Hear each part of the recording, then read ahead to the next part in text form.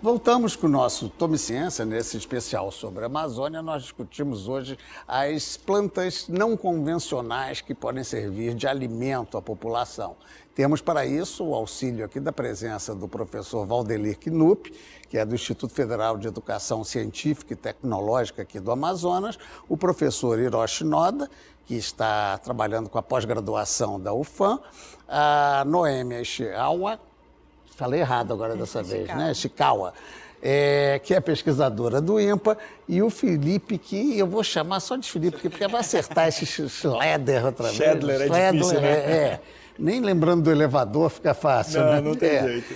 Bem, professor Noda, terminamos citando tomate e agrotóxicos. Para início de conversa, muita gente pensa que tomate é um vegetal, quando na verdade é uma fruta, né? Já começa por aí, né? Uhum. Mas como é que é essa história da modificação do tomate? Então, o tomate, na verdade, é uma das duas plantas mais modificadas geneticamente, né? Um foi o milho e outro foi o tomate, né?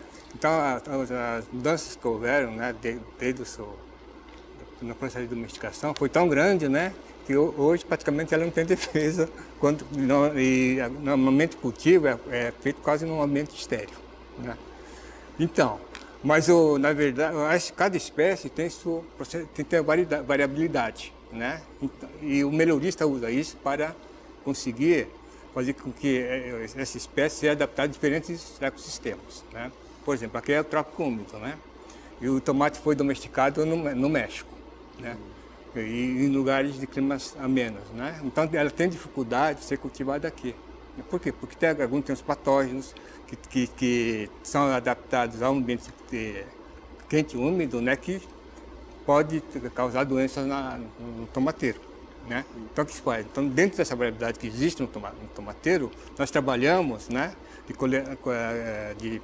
de detectar em algumas variações do tomateiro e combinar os genes, né, que possa ter a possibilidade de controlar essa doença que está. Bem, parece que... Então, o senhor diz que o tomate, no caso, tem uma dificuldade específica na Amazônia. Eu ouvi falar que a alface, inclusive, também é muito difícil de plantar aqui. E todo mundo fica... Alface e tomate é quase que um casamento perfeito. E é difícil, né? Tem que trazer de fora, porque o solo não permite muito. Não é. A questão é de adaptação, porque, na verdade, as espécies cultivadas são as cultivares, né? Na verdade, são variações dentro da espécie, né? E cada ambiente tem que ter uma cultivar que possa ser cultivada nesse local sem artificializar muito o ambiente, né? No caso da alface e do tomateiro, é isso aí. Então, foi espécie, por exemplo, domesticada em ambientes de clima ameno.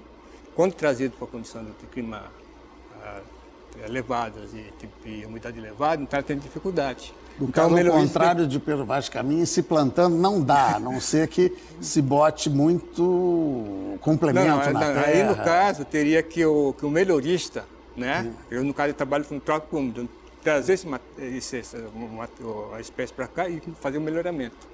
Ou seja, ela vai ser alterada de qualquer maneira. Exatamente, ela é geneticamente alterada, certo? E no nosso caso, nós conseguimos criar uma variedade que pode ser cultivada aqui. Tá tem resistência ao calor e os patógenos... Já existe. Já existe. Agora, o professor Valdelir, quando faz a sua campanha, a sua pregação quase, né, em favor do crescimento da alimentação, e eu ouvi dizer que uma pesquisa da FAO, até me confirma se isso está exato, diz que em 100 anos, de 10 mil plantas que eram comidas, atualmente a gente está numas 170, é fato? Exatamente, esse é o dado. A gente tem no mundo 300 mil espécies de planta no planeta, aproximadamente, mas talvez até mais, porque aqui na Amazônia e no Brasil a gente conhece muito pouco, e só utilizamos em torno de 0,004% dessa biodiversidade. Segundo a FAO, depende da fonte que a gente consultar, é de 100 a 170 espécies. Né? São muito pouco. E é basicamente a que nós todos quase conhecemos aqui, né? Que são essas básicas do dia a dia. Nossa alimentação é muito pobre. Em média, a gente come de 10 a 20 plantas por dia. Cada um. Se você tem uma alimentação balanceada, se você tem aquela alimentação monótona, ou come numa região ou num refeitório, por exemplo, de escola, RU, restaurante universitário, que eu sempre falo, os restaurantes universitários, refeitório de creche, refeitório de escola, inclusive a minha, é um ambiente antipedagógico. Porque eu dou aula de diversidade, o professor de nutrição fala que o alimento precisa ser colorido, com fibras, com cores. Você chega no RU, não tem isso. Aqui no Amazonas, a gente chega ao cúmulo de ter num restaurante universitário, né, da Universidade Federal do Amazonas, quando eu comia lá, macarrão sendo chamado de salada. Então, falta folha. Feito gelado, Muitas vezes o macarrão sempre foi chamado de salada. Macarrão com pimentão, com isso, né? E nós temos uma diversidade de espécies muito grande, tanto no Brasil quanto na Amazônia. Só que nós estamos 514 anos pós-conquistas e 514 anos de atraso. A planta que está aqui na minha camiseta, que é a uva da Amazônia, né, Poroma secropifolia, que o Dr. Hiroshi Noda, que está aqui do INPA, e outros pesquisadores do INPA têm trabalho de mais de 30 anos, só aqui no INPA, e outros em outros lugares, é uma planta que não deslanchou até hoje. Né? Você não encontra, para encontrar, e quando encontra não é em quantidade. Por que o Amazonas não é o maior produtor mundial de uvija, que chama na Colômbia, cucura, purumã? Ela pode ser consumida como? Natura, da mão para a boca. É uma fruta fenomenal, dá para consumir in natura, para fazer geleia, para fazer licor, para fazer vinho, para fazer frisante. Mas a folha dela funciona como uma folha de agrião? Não, desculpe. Não. Essa é uma frutífera. A frutífera. Não, a gente falou, dela. Essa é uma fruta. Está com a folhinha. A folha é só o exemplo. Mas ela é uma embaúba. Né? É uma fruta que a gente compra uva do sul do Brasil, que foi introduzida recentemente no país. Essa planta está milenarmente aqui, adaptada à Amazônia, e não só à Amazônia, ela já é produzida na Mata Atlântica, na Bahia, em Paraty, em várias regiões do Brasil, mas a gente não tem produção em escala, então a gente sempre ouve. O Brasil se destaca na produção de frango, né, que é uma espécie exótica, na produção de laranja, de cana-de-açúcar, tudo que o Brasil exporta e que se vangloria de ser o maior produtor, o maior exportador, é de origem euroasiática, ou é da Europa ou é da Ásia. E as nossas plantas foram ficando negligenciadas, subutilizadas, são poucas pessoas que pesquisam, são poucos editais específicos, aquelas pessoas que pesquisam dentro da Embrapa, nos institutos de pesquisa, nos institutos de educação, na universidade, geralmente é um grupo muito pequeno, com pouca estrutura, com pouco recurso. Então, isso é uma coisa que tem que ser mudada, e como política de Estado até, né, valorização, incorporar isso aí, tanto na alta gastronomia que o Felipe comentou, e a alta gastronomia está ajudando a alavancar, trazendo isso, dando um certo glamour, um requinte às plantas, da biodiversidade, a questão do terroir, de comer o alimento regional, o alimento orgânico, respeitando a sazonalidade, mas isso não pode ser uma coisa folclórica de aparecer num programa de TV só como esse. Deixa eu aproveitar que você citou o Felipe, existe uma tendência, né, a acomodação, certamente, do que é colocado na prateleira do supermercado. Como é que você vê essa situação da possibilidade de uma reversão? Qual é a solução para mudar o hábito cultural, né, do Brasil? Como é que o Brasil poderia receber uma planta que não esteja na normalidade do cardápio que a mãe dá para o filho todo dia? Eu acho que o problema do Brasil é que a transformação está na regressão. Por exemplo, há pouco tempo atrás eu trabalhei com tartaruga aqui do Amazonas, e eu fui procurar entender como eram as receitas com tartaruga. Hoje existe tartaruga legalizada e tudo mais. E eu comecei a perceber que as pessoas que entendiam sobre receitas de tartarugas eram as avós das pessoas que eu estava falando, cozinheiras antigas, etc. Então eu não encontro mais uma pessoa com 40 anos que entenda bem como se fazer uma tartaruga, mas eu encontro várias de 60, 70, 80 anos de idade.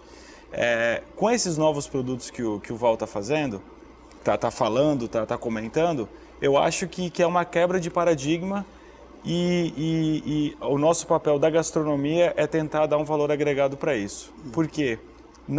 Esses alimentos que nós consumimos muito hoje, eles são europeus, praticamente todos, né? Mas porque lá eles agregaram muito valor a esse produto, fizeram grandes receitas, né? A tradição gastronômica é muito grande, a gastronomia está mais forte nas pessoas.